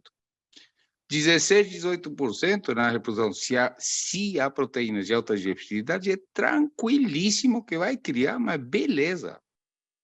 Nós temos aquele impulso, e eu me incluo, de querer superproteger. Então, não, mas se a farinhada do Renan, do Raman tem 22, então eu vou fabricar uma de 24. Mas se outro vem, então eu vou botar 30. Não, calma. Porque a proteína, quando não é digerida, transforma em coisas que são complicadas, entre elas gota, problema de rim, etc, etc. Se a proteína é de qualidade, você pode ficar tranquilo, não precisa ir lá para as alturas, não. É um tema bem amplo, não quero roubar a cena, nem fazer monólogo, né? Mas eu sinto o desejo de passar aquilo que eu aprendi. Né? Interessantíssimo. O tema do banho de porco, eu estuve lá no São Paulo, em Diadema, com Ligeirinho, é da Torresmo. Sim. Aproveita e come também. Deixa eu contar uma história, que é Gabriel, talvez, embora só esteja um pouco, uma geração um pouco anterior a ele, eu aprendi o meu início no Uruguai, um frio de lascar. E eu conheci criadores, tá? Que tinham os canários na intempérie. O que eles faziam? Penduravam um negócio de tocinho lá. Os bichos devoram aquilo, porque tem sal, que é muito bom, e tem gordura, mas devora. E com isso mata o frio, por incrível que pareça. Eu aqui no Uruguai, eu me lembrei daquilo, pendurei na gaula. É como tudo, de início eles ficam desconfiados. Não gostou. Não, espera um pouco para você ver. Sabe qual é o problema que acabei tendo? Os bichos todos pelados aqui do bico, porque quando acaba, eles não comem a carne, eles se enfiavam para comer a gordura no meio das carnes e se pelavam aqui do bico de tão desesperado que fica de comer aquilo. Porque é uma carência que eles têm de sal e de gordura. Digo, então vou botar ela a banha líquida, vou facilitar a vida deles. E assim que eu fiz. Quando fui na Europa e vi que todos faziam isso, digo, chegamos à mesma conclusão por caminhos diferentes. Mas que a gordura animal é muito legal, é. Tenébrio, que tanto se fala, é proteína. Mentira! Quando faz exame de tenébrio, gordura pura e um pouco de proteína. Os pássaros nativos se abastecem de gordura animal através das larvas e dos tenébrios. Muito bacana. Esse tema da alimentação é um tema gostoso de falar, é um tema abrangente para a gente tirar uma live, para conversar a noite toda de alimentação e nem ver a hora passar. É verdade. Por falar em hora, eu sei que já está estendendo, já está indo para 1h40 de live, mas chegou uma pergunta aqui muito bacana, não tem como eu não fazer ela. Quero a opinião dos dois, do Gabriel e do seu Álvaro, que a pergunta é o seguinte: criar canário é igual andar de bicicleta? Aprender uma vez, nunca mais esquece? Criar canário tecnicamente, ou seja, eu, Diego, hoje eu estou criando canário há 25 anos, tenho uma bagagem técnica. Se eu parar de criar hoje e voltar daqui 10 anos, a canaricultura vai estar igual? Eu vou continuar do mesmo jeito? Qual é a opinião de vocês? Fala, Gabriel. Eu crio o canário da criança. E o conceito original está ali, mas você está trocando todo o tempo, melhorando, aprendendo.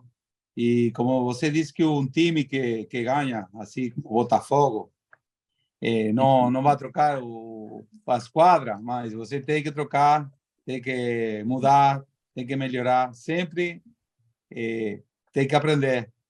E sempre tem que perguntar a gente que está mais preparada que você, os amigos.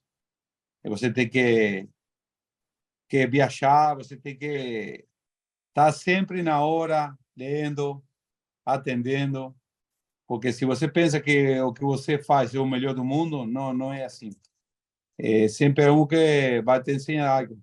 Ninguém sabe tanto que que não pode aprender e nenhum sabe nada que não tenha nada para dar. E penso que você vai, nesse caminho, você vai melhorar. Bom, amigos, é o seguinte, criar canal é a mesma coisa que andar de bicicleta. Depende, se você é um ciclista profissional de competição e usa a bicicleta que se usava para competir 30 anos atrás, hoje está ferrado, porque também isso evoluiu.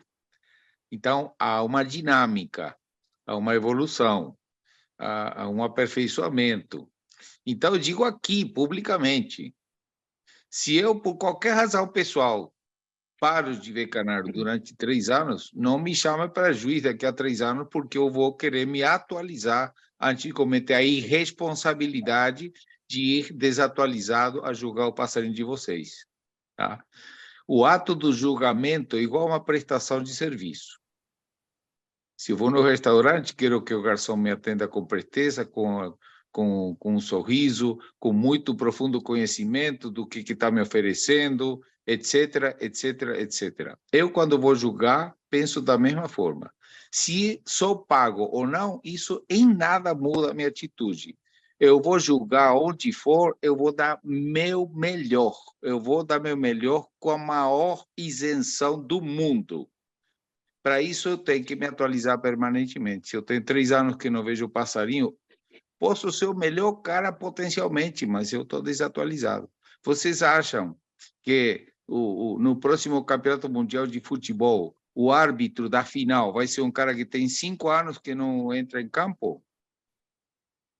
Isso é a mesma coisa da gente. Ele conhece as regras, mas pode até voltar, mas tem que progressivamente se atualizar em todos os sentidos, né? Então, a carnicultura, a essência, sim, se aprendeu. Eu diria que o que não muda é aquilo que nós falamos de início, a programação. O conceito do projeto é o mesmo para sempre. O conceito da qualidade que eu vou botar no canarinho é tão dinâmico, é tão incrível que o verde intenso, que ganhava campeão brasileiro com 94 pontos 10 anos atrás, hoje não serve para ama. Então, aí não é como andar de bicicleta. Aí é simplesmente que eu tenho que estar permanentemente atualizado. Eu, no Campeonato Brasileiro, na sexta-feira, passou já julgamento, passou para... Enfim, tudo que tem que passar, sexta-feira eu não converso com ninguém.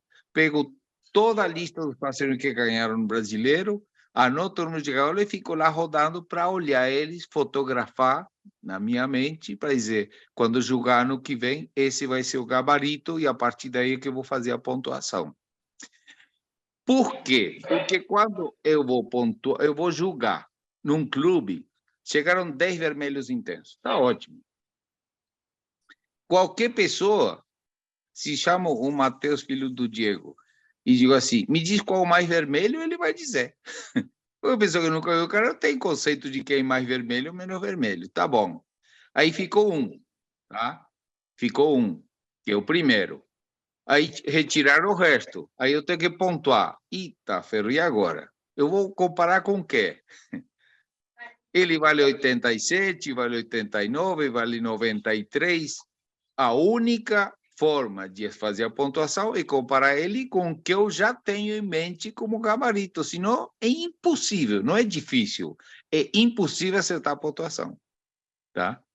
E isso, nós sabemos que às vezes pode acontecer. No clube de 88, no brasileiro, ou vice-versa. Digo, bom, é porque aí houve, e aqui não há crítica a julgamento, há uma sugestão de comportamento. Há uma necessidade de atualização permanente. Então, o que era andar de bicicleta competitiva 20 anos atrás, hoje já não é a mesma coisa. Eu garanto a vocês, sem ser ciclista. E o que era a carnicultura de 20 anos atrás não tem nada a ver com o que é a carnicultura de hoje. Ou estou atualizado, como o Gabriel fez um esforço, embora seja prazeroso, financeiro, de tempo para rodar e visitar e ver, ou ficar com diploma pendurado na parede, se sentindo craque, mas sabendo que aquilo é um risco, porque se não se atualiza, é muito difícil de acertar. Muito bacana. Creio que não ficou dúvida quanto à questão. Não vai mudar a gaiola, não vai mudar a limpeza, mas a parte técnica se transforma muito rápido, de um ano para o outro, ela evolui. Quem não estiver se atualizando, quem não estiver vendo o passarinho, quem não estiver buscando conhecer da cor, vai ficar para trás, vai estar preso ainda no ano que ele parou. Vou devolver a palavra para o presidente da OC, Aman, para ver se ele tem mais alguma pergunta, alguma consideração final. E tem uma novidade muito bacana que eu acabei de descobrir aqui, com o pessoal da OC, quando o Raman me devolver a palavra, eu conto. Maravilha. Diegão, perguntas ainda tem várias, mas o horário estendeu muito. Eu vou fazer só mais uma, que eu acredito que a resposta vai ser bem sucinta, e depois eu faço uma consideração final também. Gostaria de, mais uma vez, agradecer. Das várias que a gente recebeu aqui, uma que eu acho que ainda é pertinente com relação à reprodução é com relação à iluminação. Eu tenho visto alguns amigos colocando timer digital, ficando com luz acesa até 7, 8 horas da noite. Eu, na minha experiência, já fiz isso, mas com aquele dimmer manual, não deu certo.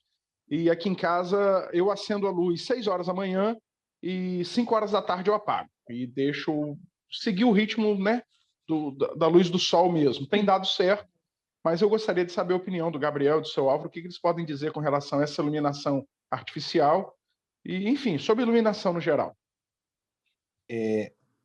Eu penso que ali no Espírito Santo a luz não é essencial. Você tem muitas horas de luz, naturalmente. Mas eu vou falar que eu faço aqui e o que penso como conceito geral. A primeira coisa que eu penso que o mínimo é 12 horas de luz. Tá? Esse é o mínimo que tem que ter para criar. De 12 a 14.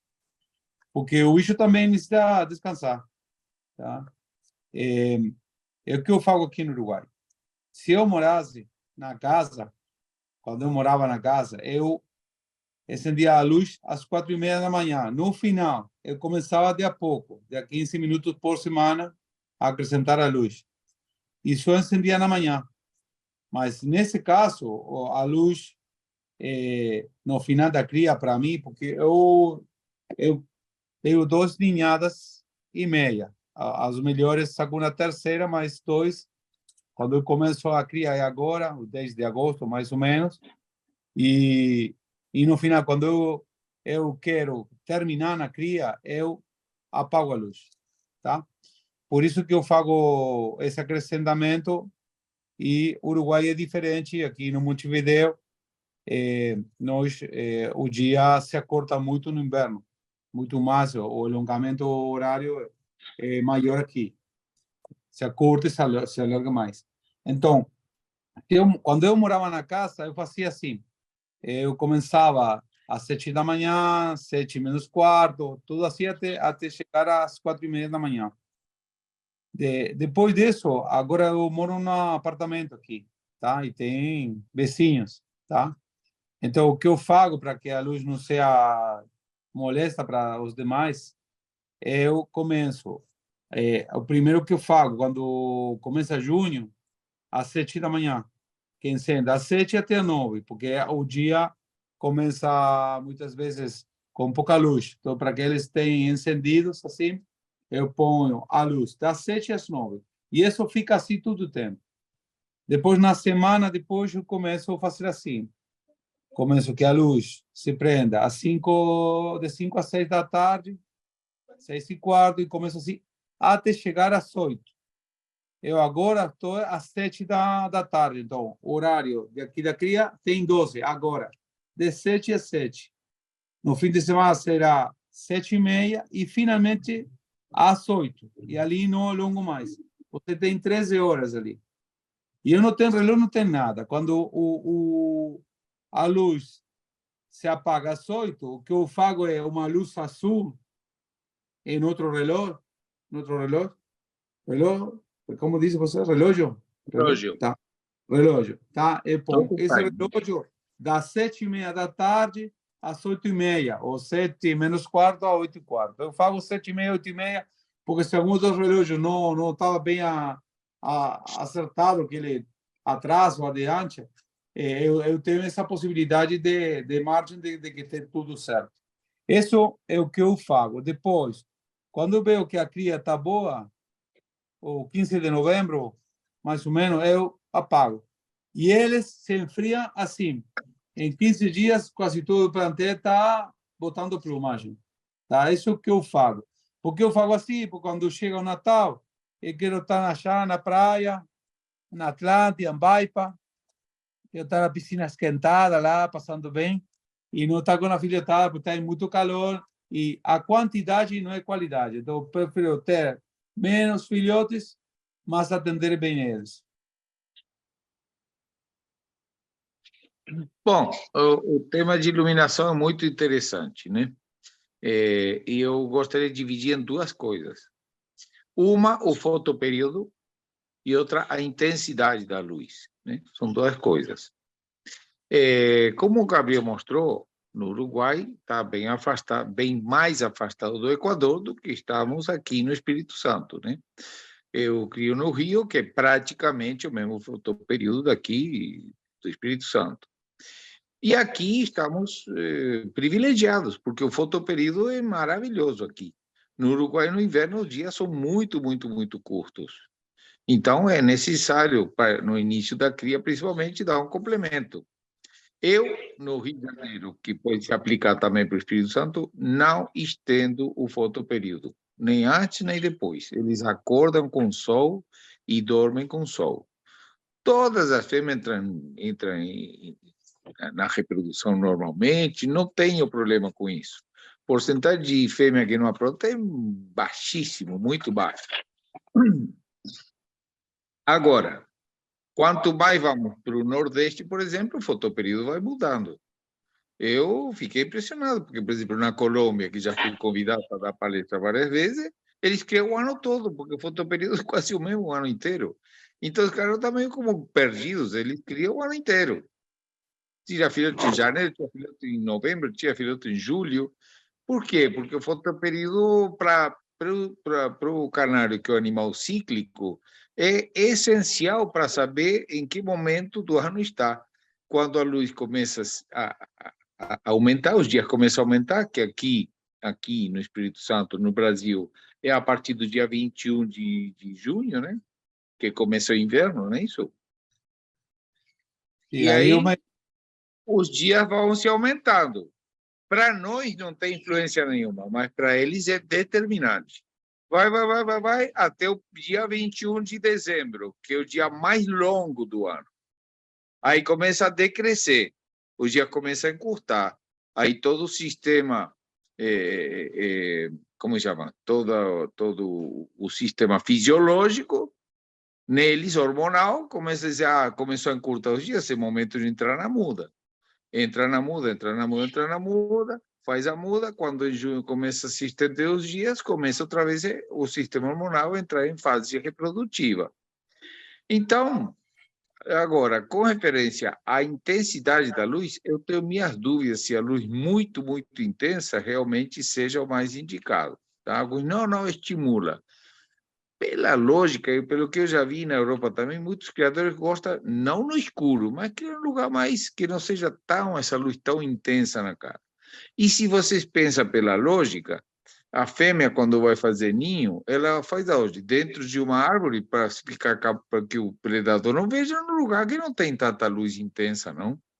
É um lugar que ela se sente até protegida, porque está num lugar que a intensidade da luz ajuda a que ela fique mais camuflada, mais protegida e mais calma. Então, há duas coisas. Uma é fotoperíodo, outra é intensidade. Eu considero que aqui no Espírito Santo, deixando que o sol atue normalmente, você vai notar que vai coincidir com as horas de luz que ele faz no Uruguai para compensar que os dias são muito curtos no inverno, né? Que são 13 horas, 12, 13 horas de luz, que é o que nós temos agora, praticamente vai chegar nesse período e funciona perfeito, né? Então, basicamente, eu só uso um timer para dar uma acendida na luz se o canário está um pouco escuro, dia de nublado, essas coisas, mas nada que dê uma iluminação tão forte assim. Essencialmente é o que eu percebi. Não sei, tem gente que está usando lâmpada de LED, umas tecnologias novas, ainda não entrei nisso aí e, não, por enquanto, não senti necessidade desses recursos. Muito interessante a colocação da iluminação. Não sabia que o Uruguai tinha um tempo de luz diferente do nosso, então não tem como não ficar sem a luz artificial, igual a gente que é privilegiado de poder ficar, né? E Diego, desculpa, só como adendo, veja bem, quanto mais nos vamos afastando do Equador, acontece isso. Os dias de inverno são muito mais curtos em relação a outras latitudes, até o ponto que chega no polo e que você tem 6 meses de escuro e 6 meses de dia. É toda uma questão progressiva até esse extremo, né? Então, na Europa, por exemplo, na época de verão, são 9, 10 horas da noite e ainda está claro em Paris. Mas que coisa estranha, claro, porque eles estão um pouco mais afastados do Equador, entendeu? Não é o nosso caso, não estamos perfeitos. E outra coisa, nós estamos praticamente na mesma latitude, claro que no hemisfério norte, das Ilhas Canárias, que é original, né? É original do Canário. Então, ele está no fotoperíodo desde suas origens, exatamente aquilo que ele vivencia lá no seu lugar de origem. Então, está tranquilo quanto a isso. Muito bacana. Bem, não vou delongar, eu falei que tinha uma novidade interessante, né? Seu Álvaro nem está sabendo, foi o Elinho que acabou de me passar aqui, a gente sabe que isso não foi a motivação do seu Álvaro, mas é uma coisa muito interessante aqui para você. Como todo mundo sabe, o seu Álvaro tem um curso completíssimo sobre criação de canário, que abrange tudo, alimentação, manejo, acasalamento, até qual gaiola ideal. Nesse curso tem uma assistência, tem um grupo privado no Telegram, só membros desse curso. O curso normalmente já tem um valor muito simbólico. O valor mensal do curso é pouco mais de 2 quilos de alpiste. Pensa, um investimento desse para melhorar nosso nível técnico. E agora, por 30 minutos, exatamente para beneficiar quem está aqui na live, vai ter um cupom de desconto, o cupom AOC. O curso está pela metade do preço.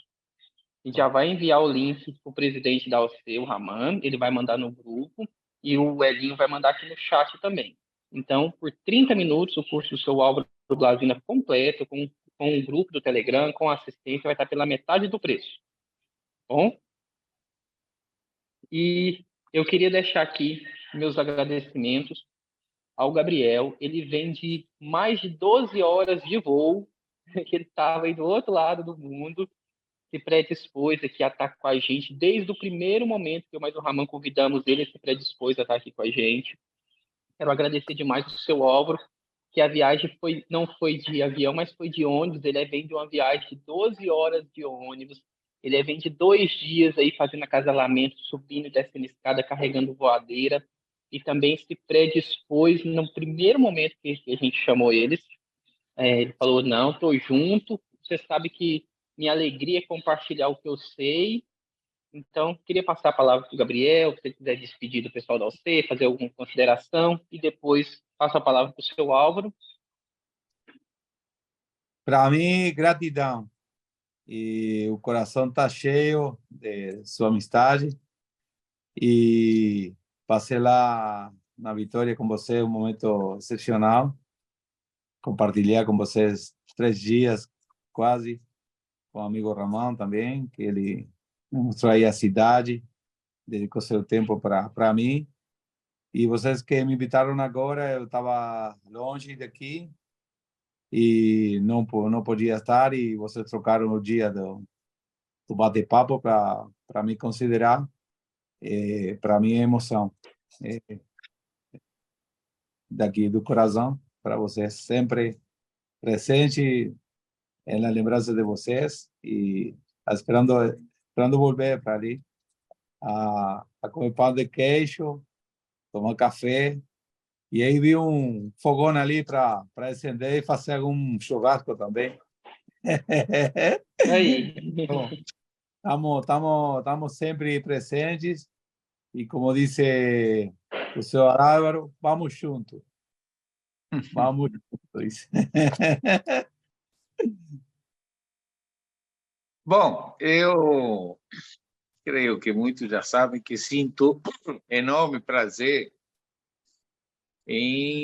vou fazer agora 40 anos no Brasil que vi a ornitologia e a carnicultura brasileira desde 84, ininterruptamente em todos os campeonatos brasileiros, acompanhando tudo. E nunca tive no meu coração aquilo de, não, vou guardar o pulo do gato, esse aqui não vou passar porque é meu segredo. Nunca tive no meu coração isso aí. Eu sinto prazer, orgulho em saber que tudo que o Brasil hoje representa, eu tenho algum grãozinho de areia aí, seja como criador, como juiz, como palestrante, como doação de tudo que eu aprendi de coração, de forma aberta e irrestrita. E aí, às vezes, me vem em mente o seguinte, diz, não, o cara fez de forma desinteressada. A gente está num mundo tão materializado que eu vou falar isso como que ele não quer ganhar dinheiro. Aí eu digo, não, eu estou fazendo de forma interessada, quero ver vocês avançar, quero ver vocês com sucesso. Meu interesse é ver que o coletivo cresça. Faço de forma interessada, sim. Não é com isso que eu quero receber dinheiro, mas quero receber o prazer de que valeu a pena estar junto, o saber de que eu estou aqui inteiramente à disposição, saber que não me cansa isso aqui, se quiser fazer mais 15, 20 perguntas, vou ser o último a desmaiar, porque me agrada poder transmitir o que aprendi. E estou falando isso do mais profundo do meu coração, né?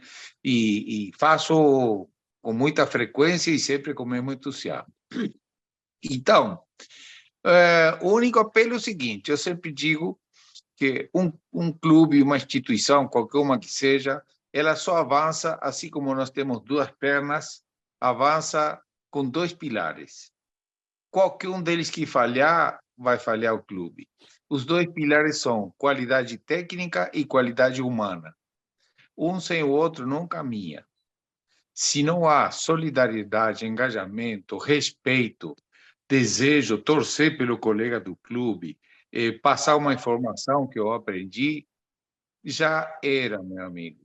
E se somos tudo muito amigos, mas também não temos técnica, aí vira uma coisa social, mas não uma coisa competitiva. Cultivem isso, de coração. Cultivem o respeito, cultivem o respeito. É uma coisa que hoje no mundo parece tão difícil, simplesmente te respeitar. Se você pensa diferente de mim, não há rancor no meu coração, não há nenhum sentimento ruim.